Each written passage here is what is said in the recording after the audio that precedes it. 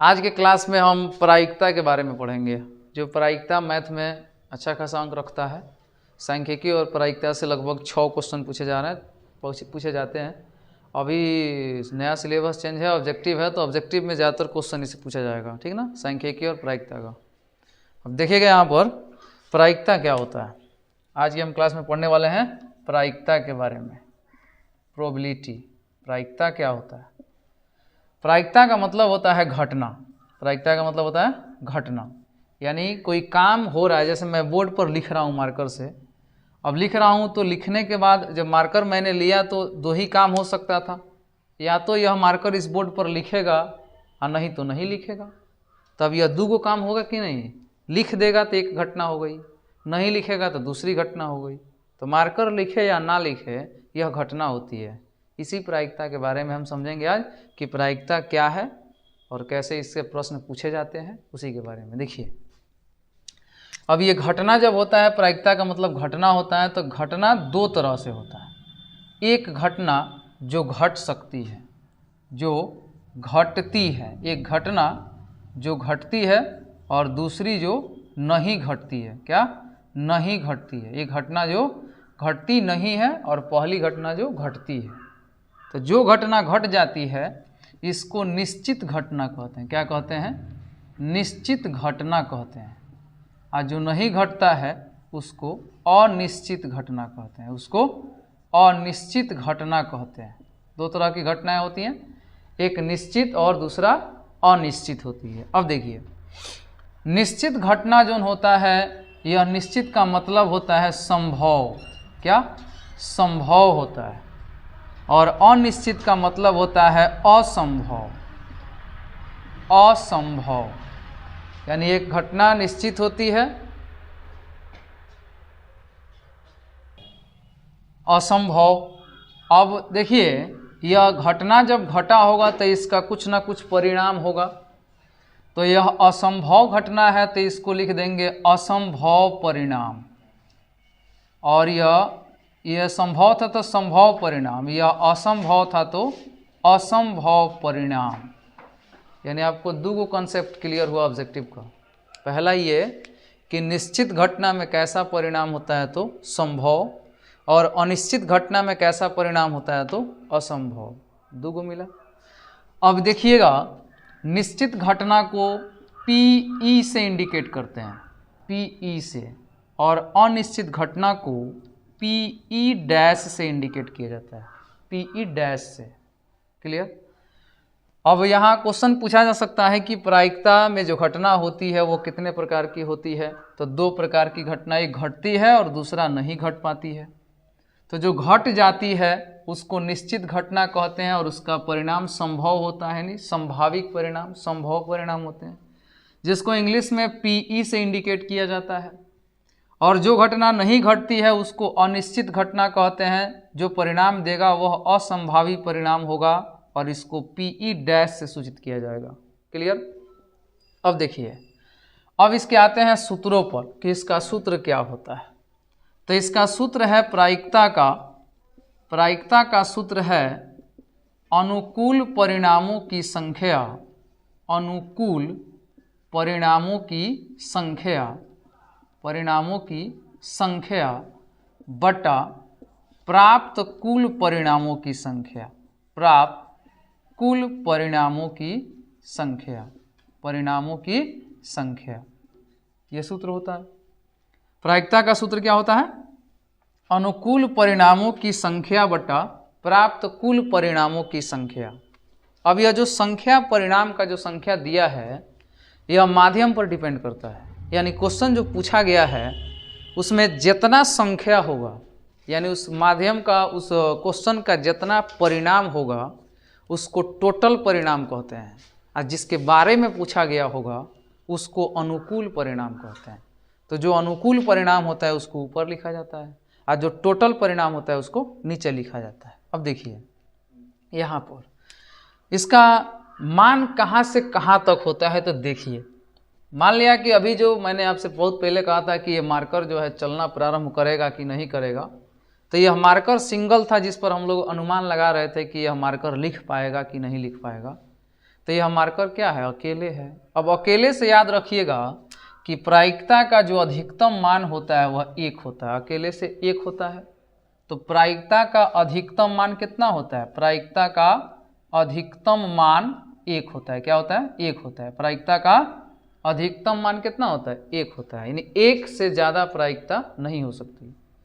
दूसरा ये है कि प्रायिकता का न्यूनतम मान, यानी प्रायिकता का सबसे कम जो मान होता है वो क्या होता है, 0 होता है। यानी दो चीज़ मिला आपको कि प्रायिकता 0 से लेकर 1 तक होती है, प्रायिकता 0 से लेकर 1 तक होती है। अगला है प्रायिकता हमेशा धनात्मक होती है। प्रायिकता क्या होगा, हमेशा धनात्मक होगा। यानी जब भी क्वेश्चन में पूछा जाएगा, क्वेश्चन पूछता है कि निम्न में से क्या प्रायिकता नहीं हो सकता, जैसे ऑप्शन दिया हो यहाँ पर, मान लीजिए ए बराबर दिया हो 1, 2, -3, फिर देखिए यहाँ पर दिया हो 0.8 -3 1/2।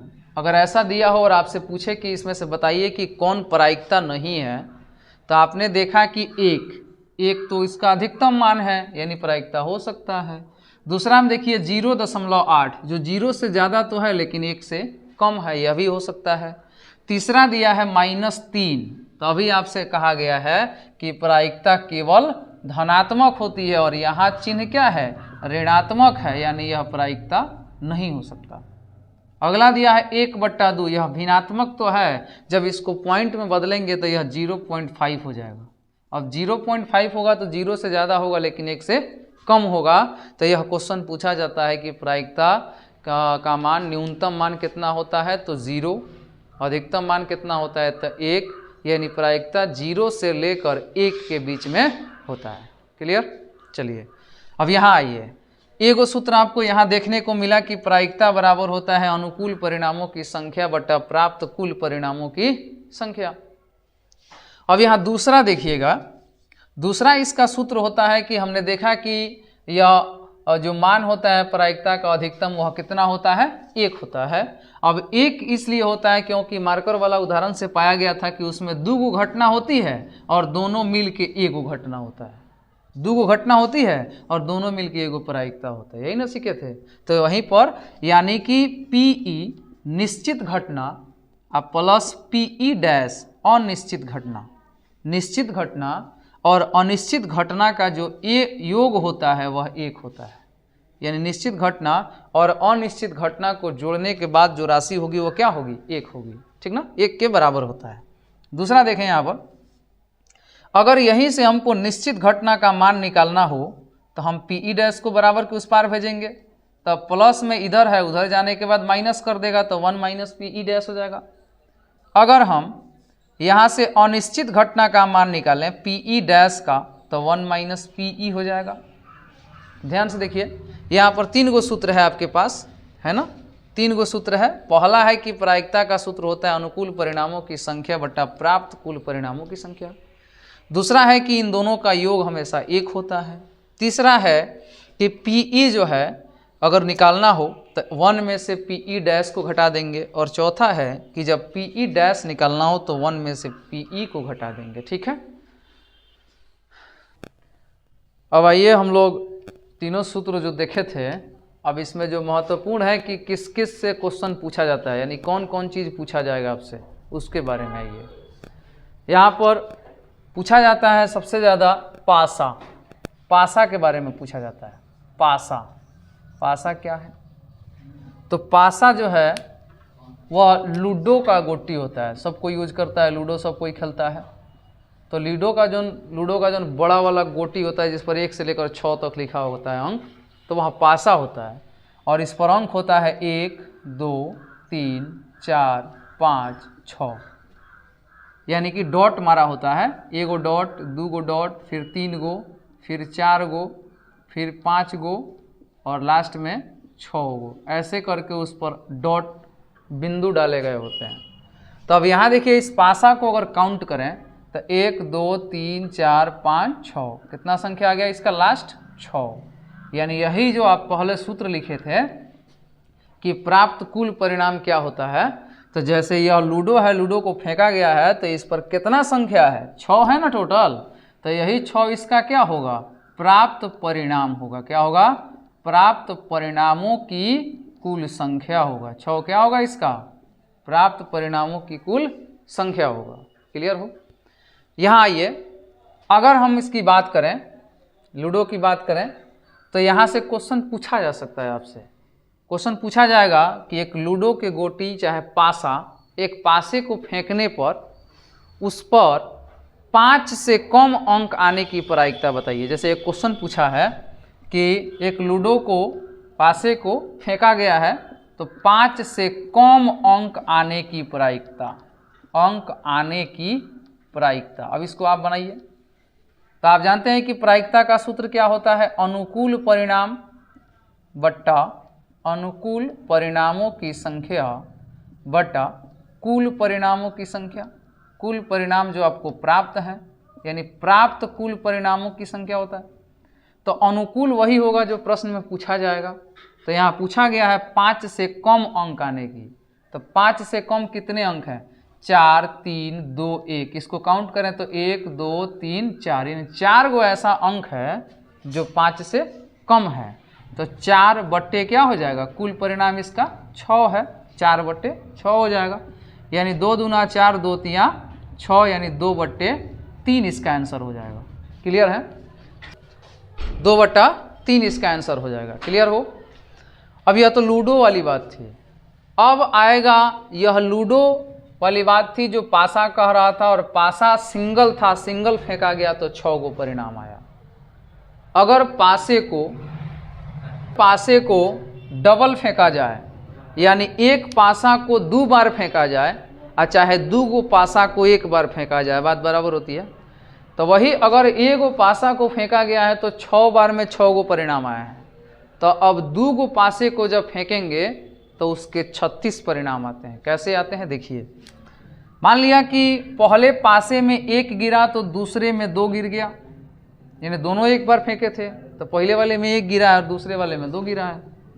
यह भी मान लिया कि 1 गिरा हो तो 2 गिर गया हो, यहाँ पर 1 गिरा देते हैं पहले। 1 है, 1 2 है, हो सकता है 1 3 हो, फिर 1 4 हो, फिर 1 5 हो, फिर 1 6 हो।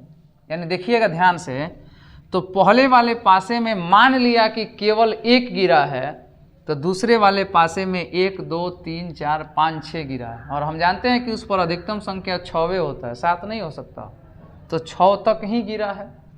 अब दूसरी बार ट्राई मारते हैं, तो पहले वाले पासे में कहीं 2 गिरा और दूसरे वाले में 1 गिर गया, यानी 2 1 2 2 2 3 2 4 2 5 2 6 2 6।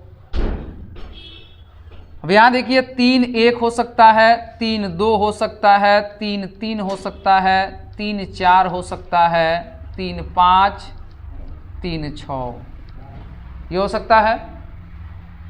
4 1 4 2 4 3 4 4 4 5 4 6 हो सकता है।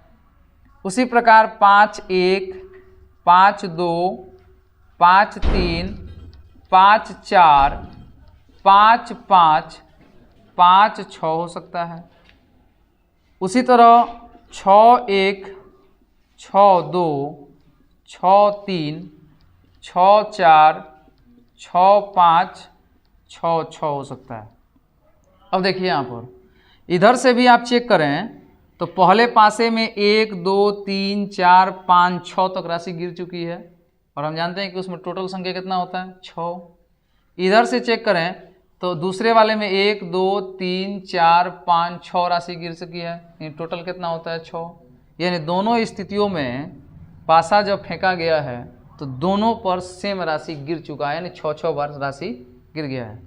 तो ऐसे में इसको टोटल को गिने तो 6 गो इधर है, 6 गो इसके ऊर्ध्वाधर में है और 6 गो क्षैतिज में है। तो यहाँ टोटल परिणाम की अगर गणना करें तो कुल परिणाम इसका क्या हो सकता है, देखिए कुल परिणामों की संख्या अब क्या हो सकती है।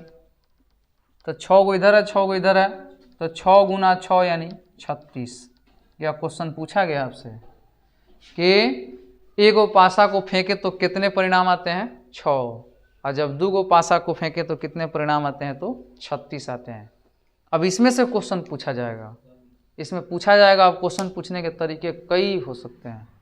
पूछा जाएगा कि अच्छा एक ऐसा पेयर बताइए, एक ऐसा युग्म बताइए, एक ऐसा जोड़ा बताइए जिसके संख्याओं को जोड़ने पर उसका मान 7 आता हो।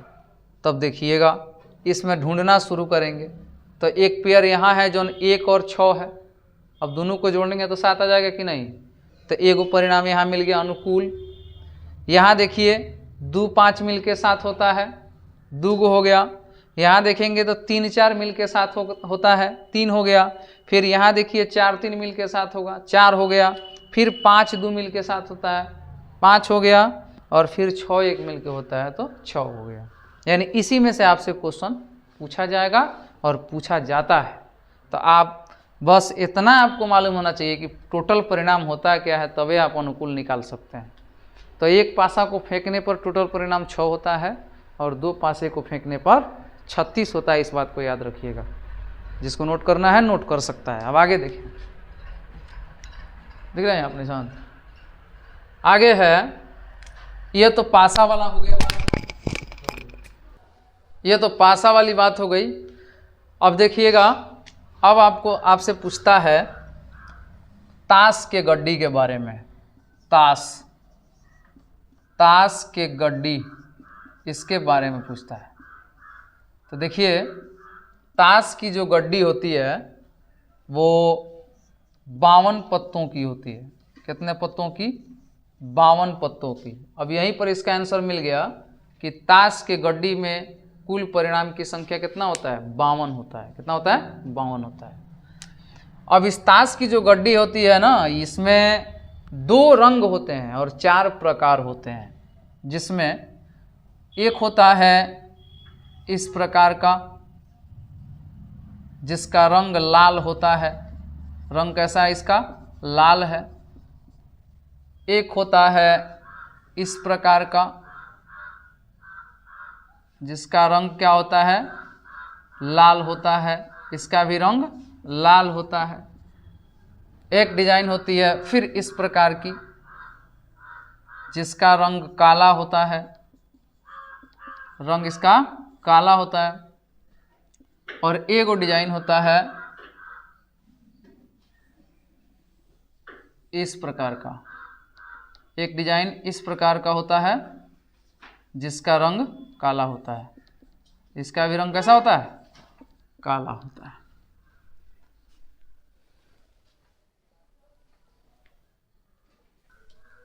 इसका भी रंग काला होता है। अब देखिए 2 गो का रंग सेम है और 2 गो का रंग सेम है। 2 गो काला है और 2 गो लाल है।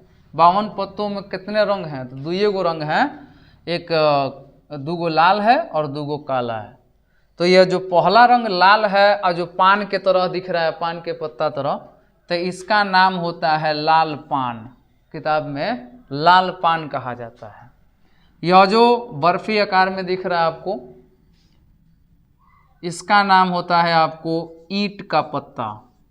ईंट का पत्ता, इसका नाम क्या होता है? ईंट का पत्ता। तीसरा जो है इसका रंग काला है, जो पान के आकार का है, जिसको सिर्फ पान कहा जाता है। सिर्फ पान। फिर से ध्यान दीजिए, लाल वाले को लाल पान और काले वाले को केवल पान कहा जाता है। पान के अलावा इसको हुकुम का पत्ता कहा जाता है। हुकुम का पत्ता कहा जाता है। नए गाइड में इसको हुकुम का पत्ता कहा जाता है। लेकिन वास्तव में हुकुम का पत्ता जो है ये चिड़ी है, जिसका नाम क्या है? चिड़ी। इसको चिड़ी भी कहा जाता है और हुकुम का पत्ता भी कहा जाता है। ठीक है। तो अब देखिए, यह तो 4 प्रकार हो गए ताश के। रंग का पता चल गया, 2 गो लाल 2 गो काला। अब देखिए एक पत्ते में, चूंकि 52 है ये, तो जाहिर सी बात है कि एक रंग में 13 गो पत्ता होगा, तब न 13 चौका 52 होगा। तब प्रत्येक रंग में, प्रत्येक प्रकार में 13 पत्ते होते हैं। अब उन पत्तों को देखते हैं कि किसको क्या कहते हैं। तो देखिए ध्यान से, प्रत्येक पत्ते में अंक होता है 2, 3, 4, 5, 6, 7, 8, 9, 10 गो अंक होता है। उसके बाद एक तस्वीर एक जो होता है उस पर ए लिखा होता है और डिजाइनिंग कई होती है, जिसको इक्का कहा जाता है, जिसको इक्का कहते हैं। 10 के बाद जो मिलेगा जिस पर ए लिखा होगा उसको इक्का कहेंगे। उसके बाद में इक्का के बाद में आप देखिएगा ध्यान से, तो इस पर तस्वीर बना होगा और जे लिखा होगा, जिसको गुलाम कहते हैं। जे लिखा होगा उसको गुलाम कहते हैं। उसके बाद देखिएगा तो एक और तस्वीर बना होगा जिस पर के लिखा होगा, इसको बादशाह कहते हैं। और एक और होगा जिस पर तस्वीर बना होगा और क्यू लिखा होगा, उसको बेगम कहते हैं, इसको बेगम कहते हैं। अब इसको जोड़िए, 1, 2, 3, 4, 5, 6, 7, 8, 9, 10, 11, 12, 13 हो गए। प्रत्येक पत्ता में यही होता है, 10 गो अंक लिखा होता है 2 से लेकर, और उसके बाद इक्का, गुलाम, बादशाह और बेगम होती है। अब देखिए ध्यान से, इसमें तो अंक लिखे गए हैं तो इसमें तस्वीर है नहीं है। इस इक्का में भी तस्वीर नहीं होता है। तस्वीर किस में होता है? तो गुलाम, बादशाह और बेगम में इसमें फोटो होता है, यानी इसमें तस्वीर होता है। तो देखिएगा ध्यान से, प्रत्येक प्रकार में 13 पत्ते हैं और 13 में मात्र 3 ही पत्तों में तस्वीर हैं। तो आपसे क्वेश्चन पूछता है, बार बार क्वेश्चन पूछता है कि 52 पत्तों के गड्ढों में से यादृच्छा एक पत्ता निकाला जाता है, तो इसकी क्या प्रायिकता है कि वह पत्ता लाल पान की बेगम होगी। तब इस 52 में से लाल पान की बेगम सिंगल अकेले है ना, तो 1/52 आंसर हो जाएगा इसका। क्वेश्चन पूछेगा इसकी क्या प्रायिकता है कि निकाला गया पत्ता लाल रंग का गुलाम है। तो लाल रंग इसमें कितने हैं? 2 गो हैं, एगो लाल पान का, एगो ईंट का पत्ता का। तो दोनों में 1 गो गुलाम है ना, तो 2 गो लाल रंग का गुलाम हुआ, तो 2/52। क्वेश्चन पूछेगा कि इसमें से तस्वीर वाला पत्ता होगा, क्या प्रायिकता है कि वह तस्वीर वाला पत्ता होगा। तो प्रत्येक प्रकार में 3 गो तस्वीर है, तो यहाँ 4 गो प्रकार है, तो 3 चौका 12 गो तस्वीर होगा, तो 12/52। एकदम गारंटी शॉर्ट है इसका, एक क्वेश्चन एग्जाम में होगा, एकदम गारंटी है, 100% इसका क्वेश्चन होगा एग्जाम में। फिर से आप ध्यान से देखिए, इसको उतार लीजिए अगर उतारना हो तब। आगे देखते हैं। अब ये हो गया गड्डी के बारे में, 52 पत्तों की गड्डी के बारे में। अब यहाँ पर क्वेश्चन ज़्यादातर जो पूछे गए हैं वो लूडो से, यानी पासे से और 52 पत्तों के गड्ढों से पूछे गए हैं। अब इसके अलावा क्वेश्चन दिया जा सकता है, आपसे बताया जाएगा कि एक झोला में है ना, एक झोला में 5 गो लाल गेंद है, 3 गो काली गेंद है, 2 गो सफ़ेद गेंद है। यादृच्छा उसमें से निकाला जाता है, प्रायिकता का मतलब जादू है। यादृच्छा निकाला जाता है तो इसकी क्या प्रायिकता है कि वो सफ़ेद होगा। तो ये बात याद रखें कि सफ़ेद हमने 2 ही गेंद डाले थे उसमें, समझ रहे हैं बात, तो वही 2 गो में से नहीं वो निकला होगा। तो जिसको क्वेश्चन पूछता है वह अनुकूल हो जाता है और बाकी टोटल कुल हो जाते हैं। ठीक है, चलिए अब कुछ क्वेश्चन को बना के देखते हैं कि इसका क्वेश्चन किस प्रकार पूछा जाता है। अब एक और सवाल पूछा जाता है सिक्का से। सिक्का, ये वही सिक्का है ना, जो हम इस्तेमाल करते हैं। अब सिक्का में 2 पहलू होते हैं। सिक्का के एक पहलू पर उसका वैल्यू लिखा होता है, मूल्य लिखा होता है। जैसे 1 रुपये का सिक्का है तो 1 लिखा होगा, और दूसरे पहलू पर जिस देश का वह सिक्का होता है उस देश का राष्ट्रीय चिन्ह लिखा होता है। जैसे भारत के सिक्के पर वो शेर, जो बाघ है ना, बाघ वाला शेर वाला फोटो लगा हुआ, अशोक स्तंभ वाला है ना, अशोक वाला फोटो लगा हुआ, अशोक स्तंभ वाला ये लगा हुआ। तो 2 गो सिक्का का पहलू हुआ। अब इन दोनों सिक्कों के पहलू में किसी एक को हेड कहते हैं और एक को टेल कहते हैं। अब ज़्यादातर हेड कहते हैं उसको जिसमें वो स्तंभ गिरा होता है, यानी स्तंभ जो है हेड कहलाता है, और जो उसका वैल्यू लिखा होता है उसको टेल कहते हैं। इस हेड को हिंदी में शीर्ष भी कहा जाता है, बहुत बार इससे पूछा गया है, तो शीर्ष क्वेश्चन में पूछ लिया है, और टेल का जो है वही टेल है। दूसरा ये है कि शीर्ष को चीत भी कहता है और टेल को पट भी कहता है। यानी हिंदी में प्योर हिंदी जब पूछेगा तो कहेगा कि सिक्का उछालने के बाद चीत गिरा है कि पट गिरा है, चाहे हेड गिरा है, चाहे टेल गिरा है, चाहे शीर्ष गिरा है, यह पूछेगा क्वेश्चन में। तो जब एगो सिक्का को फेंकेंगे, एगो सिक्का जब ऐसे उछाला जाएगा तो एक सिक्का को फेंकने पर परिणाम देखिए, एक सिक्के का परिणाम क्या होगा देखिएगा ध्यान से। एक सिक्का को जब फेंकेंगे तो या तो हेड गिरेगा और ना तो टेल गिरेगा, या तो हेड गिरेगा ना तो टेल गिरेगा। तो इसमें टोटल कितने परिणाम हो गए? तो इसमें 2 परिणाम हो गए। यानी एगो सिक्का को फेंकने पर कितने परिणाम मिल रहे हैं आपको? 2 परिणाम मिल रहे हैं। अब यदि 2 सिक्का को फेंका जाए तो उसका परिणाम क्या होगा? हो सकता है दोनों सिक्कों पर हेड गिरे, हो सकता है दोनों सिक्कों पर टेल गिरे, हो सकता है पहले पर हेड और दूसरे पर टेल गिरे, हो सकता है पहले पर टेल गिरे और दूसरे पर हेड गिरे। अब इससे ज़्यादा परिणाम नहीं गिर सकते। तो काउंट करिए, 1 2 3 4, यानी 2 सिक्का को भेजें तो कितना परिणाम गिरता है? 4 परिणाम गिरता है। 2 सिक्का को भेजने के बाद कितना परिणाम है? 4 गो। अब एक चीज़ और पूछा गया है, 3 सिक्का को फेंके तब कितना परिणाम गिरेगा? ध्यान से देखिएगा, 3 सिक्का फेंक रहे हैं। हो सकता है कि तीनों में हेड गिर रहा हो, यह भी हो सकता है कि तीनों में टेल गिरा हो, यह हो सकता है कि पहले वाले में हेड गिर के और बाद वाले दोनों में टेल गिरा हो, यह हो सकता है कि पहले वाले में टेल गिर के बाद वाले दोनों में हेड गिरा हो, यह हो सकता है कि 2 हेड गिर के तब एगो टेल गिरा हो, यह भी हो सकता है कि 2 टेल गिर के तब एगो हेड गिरा हो, यह भी हो सकता है कि एगो हेड गिरा हो, एगो टेल गिरा हो, फिर एगो हेड गिरा हो, यह भी हो सकता है कि एगो टेल एगो हेड फिर एगो टेल गिरा हो। इससे ज़्यादा नहीं गिर सकता। काउंट करिए इसको, 1 2 3 4 5 6 7 8, यानी 3 सिक्का को फेंकने के बाद कितना परिणाम आएगा? 8 परिणाम आएगा।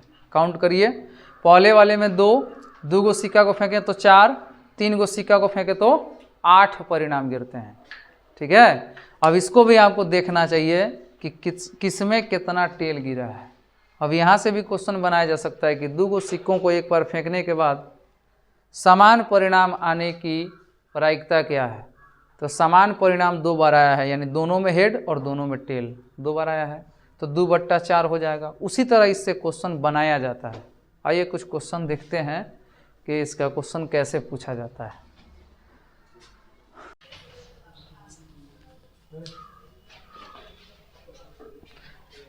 देखिए क्वेश्चन में दिया है, एक पासे को फेंकने पर, एक पासा फेंका जा रहा है, एक पासा, तो एक पासा में कितना परिणाम होता है? 6। एक पासे को फेंकने पर सम संख्या आने की प्रायिकता बताइए। तो पासा को फेंकेंगे तो 1 2 3 4 5 6, यही ना पासा पर अंक गिरता है। तो एगो सम संख्या आने की प्रायिकता बताइए। ये तो नहीं कहा है कि 5 से कम सम संख्या हो चाहे 6 से कम हो, ये तो नहीं कहा है। तो सम संख्या इसमें देखिए कितना है, 1 2 3, टोटल सम संख्या कितना है? 3। तो टोटल अनुकूल परिणाम कितना हो जाएगा? 3, और टोटल कितना हो जाएगा? 6। तो 3 1 कम 3, 3 दूना 6, यानी इसका आंसर हो जाएगा 1/2। बी नंबर आंसर सही होगा। ठीक है, एक साथ 2 सिक्के को फेंका गया है। अब 2 सिक्का एक साथ फेंकें, अच्छा बारी बारी 1 सिक्का को 2 बार फेंकें, बात वही होती है। एक सिक्का को 2 बार फेंकने के बाद कम से कम 1 हेड आने की प्रायिकता बताइए। तो एक सिक्का को जब फेंका जाएगा 2 बार, चाहे 2 सिक्का को 1 बार फेंका जाएगा, तो देखिएगा क्या होगा, दोनों पर हेड आएगा, चाहे दोनों पर टेल आएगा, चाहे एगो पर हेड एगो पर टेल आएगा, चाहे एगो पर टेल एगो पर हेड आएगा, यही ना आएगा। तो यह परिणाम टोटल कितने हैं? 1 2 3 4, टोटल परिणाम कितना है? 4 है। और हेड लाने की प्रायिकता है कम से कम 1 बार हेड आए। तो 1 बार हेड यहाँ आया है, 1 बार हेड यहाँ आया है, 1 बार हेड यहाँ आया है, यानी कुल मिला के कौगो हेड आया? 3 गो।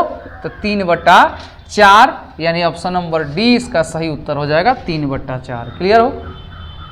अगला है 52 पत्तों के गड्ढे से एक पत्ता को निकालने पर एक रानी होने की प्रायिकता बताइए। एक रानी हो चाहे एक बेगम हो। अब ये नहीं कहा है अब एक रानी कहे एक बेगम कहे, बात बराबर होती है।